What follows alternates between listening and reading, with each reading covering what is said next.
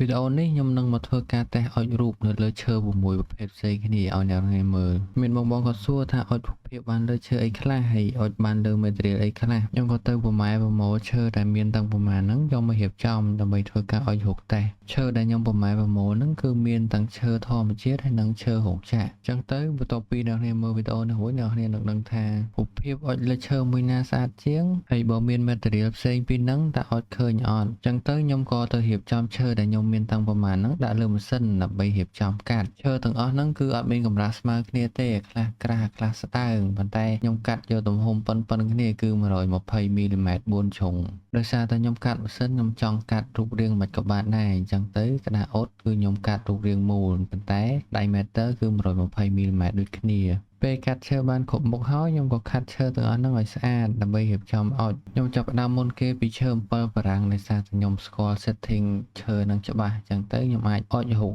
លើឈើហ្នឹងមុនហើយទៅម្លងពេលហ្នឹងគឺខ្ញុំរៀបចំ file សម្រាប់អុចរូបបន្ទាប់ឈើហ្នឹងដែរគឺខ្ញុំកាត់យកចំសាច់ឈើក្រហមលាយមួយសាច់សតិចដើម្បីឲ្យដឹងថាអុចរូបចំកន្លែងសាច់ក្រហមហ្នឹងមើលឃើញរូបបានច្បាស់ប៉ុណ្ណាបន្ទាប់ពីអុចរួចគឺខ្ញុំបាញ់ធ្យូងចេញឲ្យអស់ទៅឃើញរូបប្រូនេះខ្ញុំកតាលវារូបនឹងដែរគឺខ្ញុំយកទៅកាត់ផ្ទៃខាងក្រោយចោលដោយសារកាត់លើផ្ទៃឈើតូចអញ្ចឹងទៅចង់ឲ្យរូបទូឯកផុសឡើងលើស្អាតហើយរូបដែលអុចលើឈើ7បារាំងនេះគឺច្បាស់សូម្បីតែកន្លែងដែលមានសាច់ឈើខ្មៅក៏មើលឃើញច្បាស់ដែរហើយឈើដែលយកមកតែបន្ទាប់គឺឈើកស៊ូ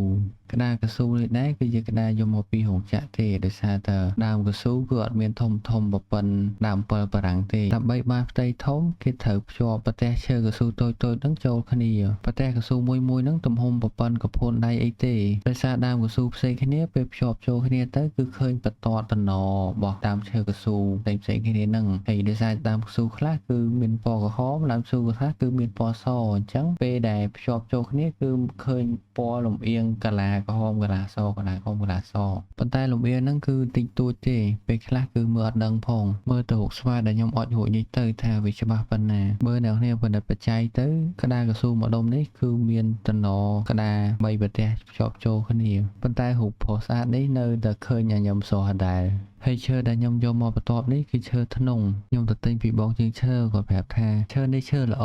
ឈើលេខ2ហើយនៅក្នុងស្រុកខ្មែរបន្ទាប់ពីឈើកញ្ញុងហើយសាច់ឈើនេះដែរគឺពណ៌ក្រហមសុទ្ធត្មងរូបភាពឆ្កែដែលខ្ញុំអុចដំបូងនេះគឺមើលអត់សូវឃើញទេដោយសារខ្ញុំដាក់ setting អត់ទាន់ត្រូវជាមួយ material ថ្មីអញ្ចឹងទៅខ្ញុំបែរមកចំហៀងទៀតហើយទៅអុចរូបខ្ញុំខ្លួនឯងតែដាក់រូបឆ្កែទៀតហើយដោយសារសាច់ឈើនៅចំហៀងខាងហ្នឹងមានស្នាមផេះដល់អញ្ចឹងរូបភាពគឺអុចនៅពីលើស្នាមផេះហ្នឹងបានទៅអញ្ចឹងតែដោយសារ setting ត្រូវដល់ចឹងរូបនេះចេញមកច្បាស់កន្លែតហ្មងសំបីសាច់ឈើក្រហមក៏ដោយថងនេះដែរបើយើងយករូបភាពច្បាស់យកមកធ្វើ software ក៏វាចែកពណ៌ដាច់សម្រាប់ឲ្យចេញរូបភាពស្អាតមកវិញដែរមួយទៀតគឺរូបភាពកុំឲ្យ blur background មួយហើយនឹងមួយទៀតគឺ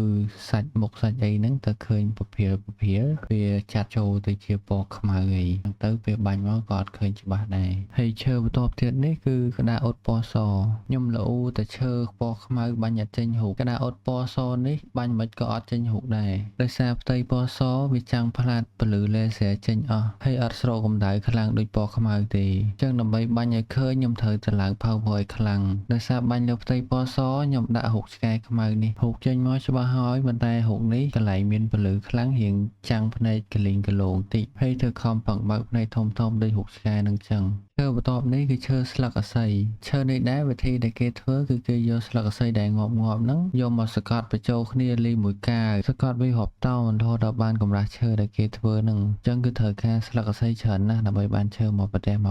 សាច់ឈើស្លឹកអាស័យនេះគឺស្អាតប៉ុន្តែងាយប្រឡាក់ហើយរូបដែលអុចលើសាច់ឈើហ្នឹងក៏អត់សូវឃើញដែរដោយសារតែសរសៃសាច់ឈើមានបន្ទាត់សបន្ទាត់ក្រហមលាយឡំគ្នាដល់អញ្ចឹងកម្រិតក្តៅរបស់ laser បាញ់ទៅវាឡើងចុះអត់ស្មើគ្នាឃើញរូបលើផ្ទៃឈើអត់ស្មើគ្នាដែរឈើចុងក្រោយនេះគឺឈើផ្លៃវូដក្រហមឈើនេះមិនមែនយកសម្រស់ទេប៉ុន្តែឈើនេះមាំឈើនេះគឺយកធ្វើតុធ្វើទូធ្វើធ្នើហើយទៅគេបាញ់ថ្នាំពីលើហើយរូបយកមកបាញ់លើហ្នឹងក៏អត់សូវស្អាតដែរណាមួយរូបដែលខ្ញុំយកមកប្រើហ្នឹងគឺអត់សូវច្បាស់ទៀតដល់អញ្ចឹងទៅលទ្ធផលដែលចេញមកគឺយកប្រើកាតកើតទេ បានធ្វើតែឲ្យនៅគ្នាមើលនឹងថាវាមិនពេលចាប់អស់ខ្ញុំយករូបទាំងអស់នោះយកមកតម្រៀបបាញ់ថ្នាំជាទូទៅបន្ទាប់ពីបាញ់ថ្នាំតសៃឈើហ្នឹងគឺវាផប់ចេញឡើងមកលើខ្លះធ្វើឲ្យរូបភាពនឹងឈើឡើងពណ៌ដិតជាងមុនបន្តិចពេលហ្នឹងបានយើងដឹងថារូបភាពដែលយើងបាញ់ហ្នឹងនៅមើលឃើញទៀតអត់លទ្ធផលចុងក្រោយខ្ញុំឃើញថាឈើកស៊ូអុចរូបបានច្បាស់ជាងគេគ្រាន់តែថានៅឃើញស្នាមដំណឈើកស៊ូបន្តិចហើយពណ៌ដុំឈើកស៊ូមួយគឺអត់ទៀងទាត់ម្ដងចាស់ម្ដងខ្ចីប៉ុន្តែរូបភាពមើលពីជ្រុងណាក៏អត់ចាំងភ្នែកដែរនៅតែមើលឃើញធម្មតាហើយឈើកស៊ូនេះក្រាស់ល្អទៀតកាត់រូបប៉ុណ្នេះមិនបាច់ចាំមានជើងបញ្ឈរក៏បានដែរបន្ទាប់មកគឺឈើអំពិលបារាំងបើដាក់ setting ត្រូវទោះកន្លែងខ្មៅក៏នៅតែមើលរូបឃើញដែរប៉ុន្តែកុំប្រើរូបភាពមាន background ឬក៏ blur ពីព្រោះកន្លែងភៀលហ្នឹងសូមវាបែងចែកដាច់ហើយឈើអំពិលបារាំងនេះក៏ក្រាស់ល្អដែរខ្ញុំកំពុងតែគិតថាចង់អុចរូបចង់ចឹងពី3ទៀតដាក់លើតុធ្វើការខ្ញុំហើយបន្ទាប់មកគឺឈើធ្នង់ភាសាសាច់ឈើណានល្អខ្ញុំបាញ់រូបទៅឃើញ detail ល្អណាស់គ្រាន់តែសាច់ឈើពណ៌ក្រហមអញ្ចឹងមើលរវត្តសូវឃើញបានឃើញច្បាស់តែក្នុងម្លប់ទេត្រូវប្រភេទឈើនេះថ្លៃទៀតខ្ញុំគិតថាអត់សូវស័ក្តិសមជាមួយនឹងការបាញ់រូបនេះប្រើ laser នេះទេបើមានហើយក៏ប្រើទៅតែបើដូចខ្ញុំទៅទិញគេចេះណក្តារអ៊ូតពណ៌សនេះគឺបាញ់ឃើញរូបហើយប៉ុន្តែមានអារម្មណ៍ថាដូចមានអី flat នៅពីលើអត់សូវច្បាស់ត្រូវ background ខ្លះជាពណ៌សចេះទៀតរៀងពិបាកមើលរូបភាពមែនតែនតែស៊ីសងលើការច្នៃប្រឌិតទេផ្ទៃសស្អាតចេះយើងអាចមានគំនិតច្នៃប្រឌិតដាក់រូបអីទៅសមដូចខ្ញុំនេះអុចរូបផាសកាពណ៌ខ្មៅនេះមើលទៅអត់សូវលេចមែនទេឈើស្លឹកអស័យនេះខ្ញុំតេស្តច្រើនមែនទែនខ្ញុំតេស្តមិនក៏អត់ឃើញរូបច្បាស់លើសនឹងដែរតេស្តឡើងឆ្កែសោចឌឺអីបើក្តារផ្លែវូតនេះប្រហែលមកពីខ្ញុំប្រើរូបភាពអត់សូវច្បាស់ផងហើយមួយទៀតក្តារនេះគឺលហែកជាយទោះចេញរូបភាពស្អាតក៏ទុកអត់បានយូរដែរសរុបមកក្រុមឈើធម្មជាតិបាញ់រូបបានស្អាតជាងអរគុណអ្នកនរដែលបានមើលដល់ចប់ជួយ click follow ម្នាក់មួយផងអ្នកនរដើម្បីបានឃើញវីដេអូខ្ញុំបន្តទៀត